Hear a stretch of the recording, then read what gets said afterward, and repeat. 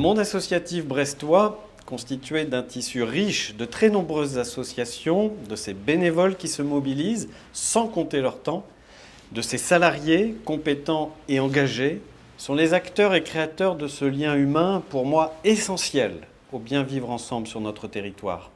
L'engagement des fédérations d'éducation populaire et des associations qui œuvrent dans nos quartiers et dans les équipements de quartier, au service de tous, doit être reconnu et pleinement soutenu. Il nous faut sortir d'une approche purement gestionnaire qui a prévalu ces dernières années. Nous mettrons fin au brutal rabotage du soutien financier de notre collectivité à leurs actions au quotidien. Sur le sujet du financement des associations, nous nous engageons donc à ce que les conventions qui définissent les budgets soient construites sur des critères équitables, transparents, mesurables et connus de tous. Notre objectif est de valoriser l'accueil des enfants les plus jeunes en termes d'innovation, d'horaires atypiques, d'urgence ou d'accessibilité. De valoriser la diversité des activités et des modalités d'accueil pour les adolescents en termes d'accompagnement vers l'autonomie, d'inclusion et de réussite. De valoriser également la qualité du lien social en favorisant la mixité des publics et la lutte contre l'isolement à tout âge de la vie, avec une attention particulière aux personnes âgées. J'y suis très sensible. Soutenir l'éducation populaire et les associations de nos quartiers passe également par une ambition claire à la qualité des locaux et des bâtiments dans lesquels ils œuvrent.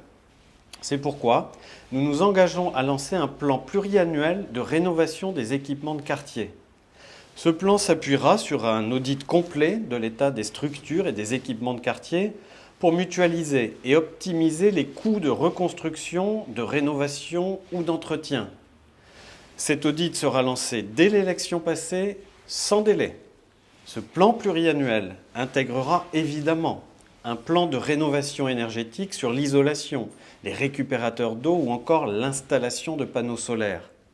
Cependant, nous ne nous contenterons pas que de cela. Nous voulons, par un dialogue nourri avec tous les acteurs concernés, moderniser nos équipements, notamment dans leurs modalités d'accès et d'extension des plages horaires. Tout comme pour les équipements de quartier, nous lancerons selon les mêmes modalités un plan de rénovation pluriannuel des équipements sportifs en sollicitant les possibles contributions des collectivités territoriales partenaires. Pour les associations sportives qui animent ces équipements, nous prenons l'engagement d'augmenter le soutien financier à la prise de la licence sportive annuelle en fonction du quotient familial, afin de favoriser l'accès à la pratique sportive pour tous nos jeunes. Nos quartiers regorgent d'énergie positive et de talents en devenir. Nous organiserons une fois par an les Olympiades des quartiers en s'appuyant sur le Brest Sport Tour pour amplifier cette animation sportive et ainsi contribuer à conforter la mixité sociale. Je crois profondément que la qualité de vie sur un territoire est avant tout liée à la qualité des relations humaines qui s'y développent.